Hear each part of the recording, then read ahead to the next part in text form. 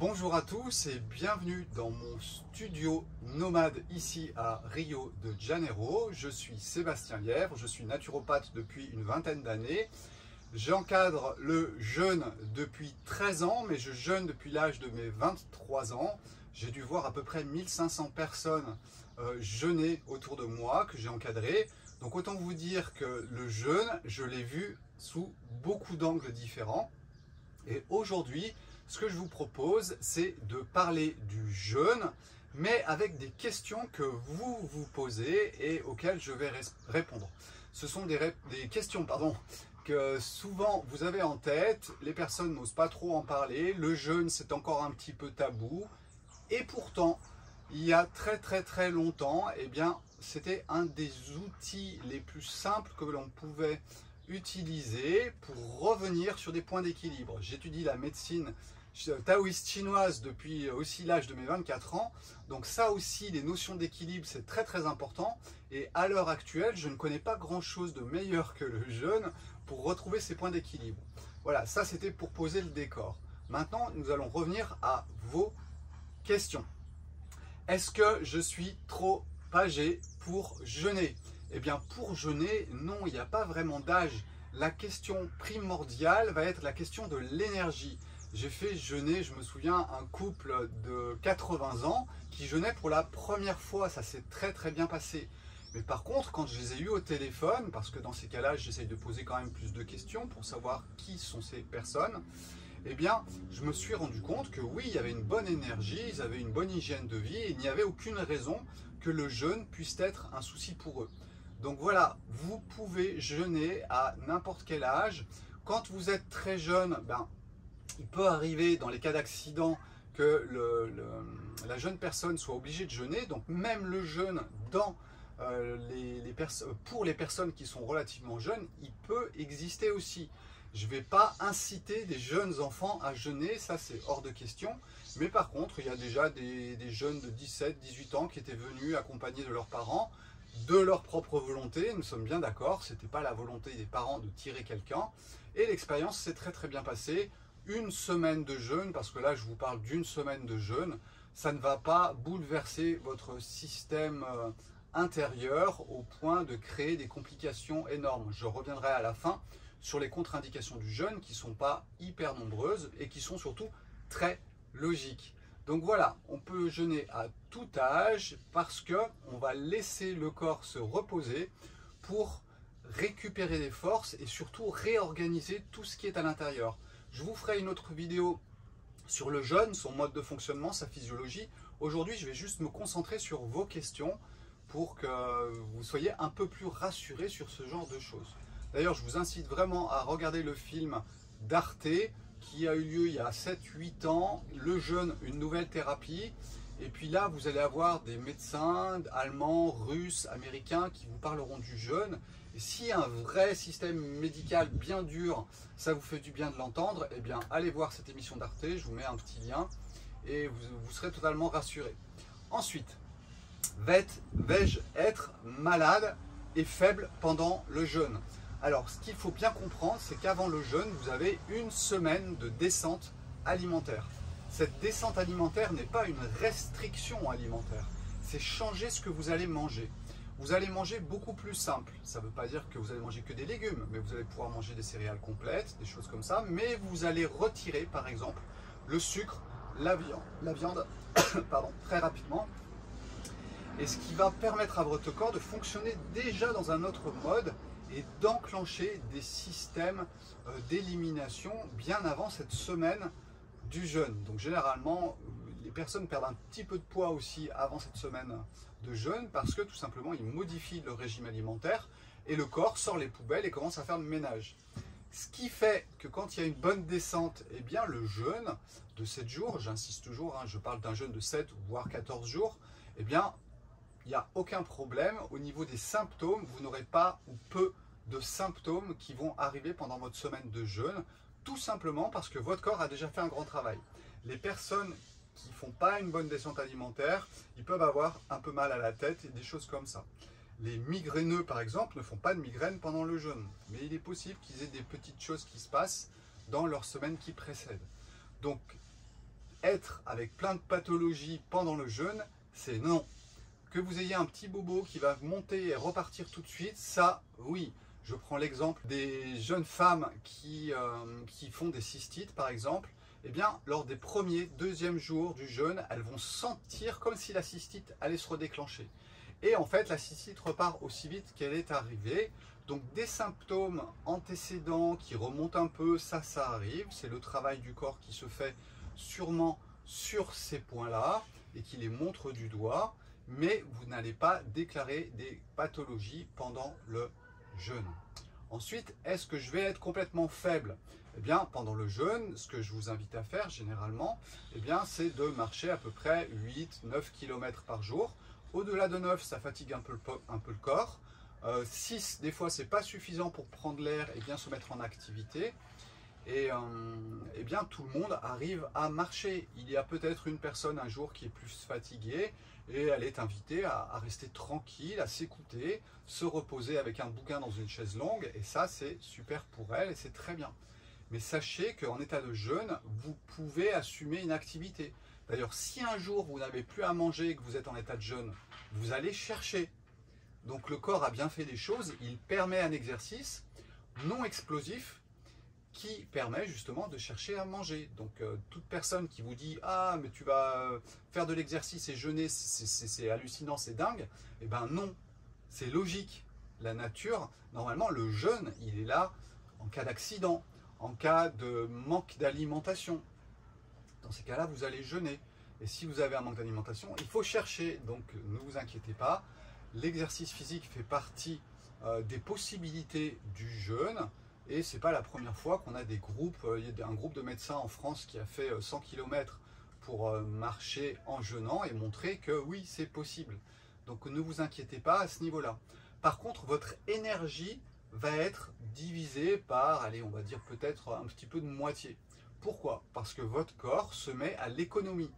Et il se met à l'économie pourquoi? Tout simplement parce qu'il n'a pas envie de dépenser toute son énergie, il ne sait pas combien de temps ça va durer. Et ça, c'est encore logique. Donc du coup, il vous freine un petit peu en permanence pour pas être dans l'explosivité et durer le plus longtemps possible. Donc rien d'exceptionnel encore à cela. C'est normal que votre énergie, vous la sentiez un petit peu baisser. Vous ne sentez pas, voilà, vous sentez pas la stimulation de quand vous mangez, etc., etc. Donc du coup, oui, vous avez un petit peu moins d'énergie pendant le jeûne, mais après le jeûne, tout va recirculer 10 fois mieux. Et du coup, on a des explosions d'énergie qui sont après le jeûne. Je me souviens d'une personne qui fait du kayak, qui était venue et qui a dit que quand il a fait sa sortie kayak après le jeûne, eh ben, il a senti dans son corps que ça circulait mieux et que c'était beaucoup plus intéressant. Les sportifs jeûnent aussi, mais ils ne vont pas jeûner juste avant leur activité sportive. Ils vont jeûner 2 mois avant une compétition, par exemple. Tout ça pourquoi? Tout simplement pour épurer le corps et que ça circule mieux. Voilà, c'est ça qu'il faut comprendre. Est-ce que je vais perdre des minéraux? Est-ce que je vais perdre des protéines? Alors, au niveau du travail musculaire, nous allons marcher. Donc, nous allons essayer d'entretenir le système de fabrication de vos protéines en enclenchant un exercice physique. Mais ce qu'il faut comprendre, c'est que dans le jeûne, même si le premier jour, c'est peut-être les protéines qui peuvent être un tout petit peu touchées, je vous expliquerai ça dans une autre vidéo, eh bien, après, pendant le jeûne, c'est tout simplement votre gras qui est utilisé. Donc normalement, vous ne perdez pas trop de protéines. Par contre, si vous restez allongé dans un lit, eh bien, c'est comme si vous étiez chez vous, vous verriez que vous allez perdre du muscle parce que vous ne bougez plus. Et pourtant, vous pourriez manger. Mais le manque d'activité crée la perte du muscle. Donc les pertes musculaires, non. Perte graisseuse, oui, ça c'est clair. Perte minérale, votre corps va utiliser ses propres minéraux. Donc il y a une utilisation des minéraux, ça c'est une évidence. Par contre, ce qu'il faut savoir, et je vous l'expliquerai aussi, c'est qu'après le jeûne, eh bien, le corps reprend des minéraux. Et c'est pour ça qu'il faudra faire très attention après votre jeûne, de ne pas faire n'importe quoi. Parce que l'effet yo-yo après jeûne, ça existe aussi. Mais parce qu'on ne suit pas les bonnes règles et on ne comprend pas la logique du corps. Donc généralement, j'ai même un autre exemple pour vous. J'ai une dame qui avait fait une densitométrie osseuse avant jeûne, qui en a fait une 3 semaines, 4 semaines après le jeûne. Elle avait pris plus de minéraux qu'avant. Donc ça montre bien que le corps est logique et qu'il fait ce qu'il a à faire au bon moment. Donc oui, pendant le jeûne, on a des pertes minérales qui vont être rapidement compensées derrière par, je dirais, la prise alimentaire. Donc voilà, il ne faut pas s'inquiéter pour ça. Tout se remet en ordre rapidement. Vous n'y arriverez pas. Autre question. J'y arriverai pas. Eh bien, non. Vous allez y arriver parce que tout le monde y arrive. Ça fait 13 ans que j'encadre les semaines de jeûne. En 13 ans, 1500 personnes, voire un petit peu plus, je crois que j'ai 3 personnes qui sont reparties. Et elles ne sont pas reparties parce qu'elles n'y arrivaient pas. Elles sont reparties tout simplement parce qu'elles avaient des soucis, soit psychologiques. Une personne ne m'avait pas dit qu'elle prenait des médicaments pour la dépression et qu'elle les avait arrêtés. Une personne parce que c'était ses vacances, il fallait qu'elle retrouve ses enfants et ça lui faisait du mal d'être loin de ses enfants, donc elle est repartie. Et une personne parce que ma tête lui revenait pas. Donc voilà, j'ai 3 personnes sur 1500 qui n'ont, c'est pas qu'ils n'ont pas réussi à jeûner, c'est juste qu'ils sont partis pour d'autres raisons. Donc jeûner, c'est beaucoup plus simple que vous ne le croyez. Je vous expliquerai comment le processus se met en place au niveau de la physiologie du corps. Mais ne vous inquiétez pas, quand vous commencez, et en plus quand vous êtes en groupe, eh bien il y a tout ce système qui se met en place de vivre une expérience commune et de s'accompagner les uns les autres dans une expérience commune. C'est pour ça que le jeûne en groupe est aussi plus simple, surtout la première fois. Je vous incite vraiment à jeûner en groupe la première fois. J'ai des pathologies et je ne peux pas jeûner. Alors oui, il y a des pathologies où je vous recommanderais de ne pas jeûner. Notamment les grosses pathologies des reins par exemple, les grosses maladies du foie où en fait vous êtes à plat et ça ne va pas du tout. Le cancer, méfiez-vous, le cancer c'est à double tranchant si vous jeûnez. Vous avez suffisamment d'énergie, ça peut vous aider, ou vous n'en avez pas assez et ça va empirer les choses. C'est comme la vitamine C. Les hautes doses de vitamine C, chez certaines personnes ça va les aider et chez d'autres ça va les pousser vers la tombe. Donc attendez de revenir sur des bons niveaux d'énergie pour pouvoir ensuite jeûner. J'ai souvent des personnes après les chimiothérapies qui m'appellent et là je me renseigne bien pour savoir si elles ont bien récupéré en énergie pour pouvoir jeûner après et généralement ça se passe toujours très bien. Donc oui, il y a des choses que l'on peut faire et non, il y a des choses qu'on ne peut pas faire. Si vous êtes enceinte, jeûner c'est vraiment pas une bonne idée. Sachez cependant qu'une fois la personne était enceinte, elle ne le savait pas, elle a jeûné et tout s'est bien passé. Et son bébé est né sans aucun problème. Donc voilà, il y a des moments de la vie où il faut faire attention. Voilà, quand vous êtes avec un bébé dans votre ventre, eh bien, il faut le laisser pousser, il ne faut pas le bloquer. Et puis, si ça doit arriver, normalement, ça peut aussi se passer très bien. Mais c'est accidentel. Donc faites attention à ce genre de choses. Il ne faut pas rigoler avec le jeûne. On doit faire attention. Ensuite, si on prend les maladies d'hypertension, tiens, parlons-en. Pendant le jeûne, la personne, généralement, je recommande de ne pas arrêter les médicaments. Parce que les médicaments, vous avez une routine dans votre corps et vous devez maintenir vos médicaments pendant le jeûne. Cependant, en fonction de vos symptômes, eh bien, vous pouvez limiter, les diminuer. Et les hypertendus, pendant le jeûne, ont une tension quasiment normale. J'ai un monsieur qui l'a vérifié tous les jours et qui m'a fait son petit compte rendu. Et oui, ils ont une tension qui redevient à peu près normale. Pour ce qui est du diabète, est-ce que je peux jeûner ou pas? Eh bien oui, vous pouvez jeûner si vous avez du diabète, surtout si vous n'êtes pas insulinodépendant.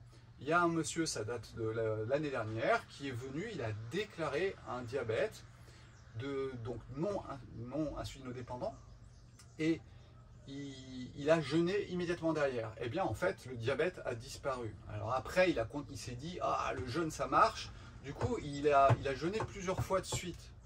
Ce qui n'était pas une bonne idée, parce que la fois où il est arrivé chez moi, c'était la 3e, et il avait trop jeûné, et il se croyait Superman. Et en fait, il nous a fait un grand coup d'hypotension un jour, et je lui ai dit, écoute, il faut que tu te calmes, repose-toi.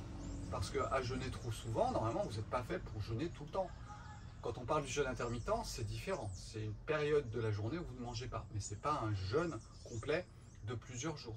Donc voilà, il avait soigné sa maladie, mais il avait tellement peur de retomber dans cette maladie qu'il a continué de jeûner, ce qui pour moi était une erreur. Une fois que vous êtes revenu en arrière sur une pathologie, ne vous inquiétez pas, il faut modifier votre régime alimentaire, votre hygiène de vie, ça c'est tout ce dont j'ai parlé pendant pas mal de jours, Et puis là, vous allez pouvoir reprendre votre vie normale. Le jeûne, il revient mettre les pendules à l'heure, c'est-à-dire que vous revenez en arrière dans le temps. Et ensuite, il est évident que si vous refaites n'importe quoi, vos pathologies vont revenir. Elles sont programmées au niveau de l'ADN à se déclencher à un moment ou à un autre. Alors certains les déclencheront, d'autres ne les déclencheront pas. Ce qui est évident, c'est que si vous les avez déjà déclenchés, ce ne sera pas difficile de le refaire à nouveau.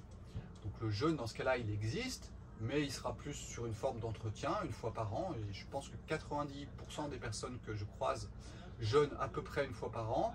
Quand on a jeûné une fois, on s'en souvient très bien et on rejeûnera. Très peu de personnes ne rejeûneront pas dans leur vie après avoir jeûné une fois. Ça, c'est une évidence pour moi. Ce n'est pas une mode. Nous ne sommes pas dans un phénomène de mode. Le jeûne, ça existe depuis la nuit des temps, de façon obligatoire ou du moins imposée, de façon religieuse par exemple, ou autre. Donc n'ayons pas peur du jeûne, ça a toujours existé et personne n'en avait peur. Sauf qu'aujourd'hui, nous sommes dans une telle abondance que se retrouver dans du vide, ça pose un gros problème. Et là, nous touchons à la psychologie. Donc le jeûne n'est pas réservé que aux religions. Pourquoi les religieux jeûnent? Tout simplement parce que ça les coupe de la matière. Et du coup, ça enclenche, on va dire, une montée un petit peu par rapport à ce qui est au-dessus de nous et un contact beaucoup plus simple. Mais une alimentation légère peut le faire aussi, vous n'êtes pas obligé de jeûner.